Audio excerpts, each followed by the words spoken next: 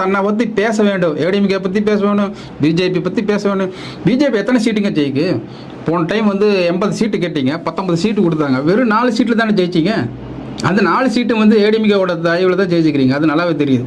ஏன்னா கன்னியாகுமரியில் வந்து காந்தி வேணால் ஜெயிச்சது வேணால் நீங்கள் சொல்லிக்கலாம், நாங்கள் அந்த ஒரு சீட்டு, மற்ற 3 சீட்டு வந்து ஏடிஎம்கே தான் ஜெயிச்சது, அதுதான் கணக்கு.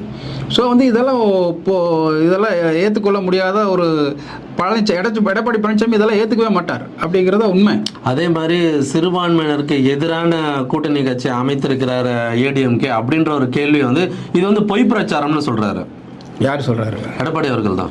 ஆமாம்மா, அது உண்மைதான். அதாவது இன்றைக்கி இருக்கிற கிறிஸ்தவர்களுக்கு வந்து 3%, முஸ்லீம்களுக்கு வந்து 3%, 6% ஓட்டு வந்து இலவசமாக வந்து திமுகவுக்கு போகுது, அதை நம்ம தடுத்து நிறுத்தணும் அப்படிங்கிறத மற்ற கட்சிகளெல்லாம் சொல்லிட்டு இருக்கிறாங்க. ஆனால் அது உண்மையும் கூட. 6% வந்து டிஎம்கேக்கு சுலபமாக ஓட்டு வாங்கிடுறாங்க.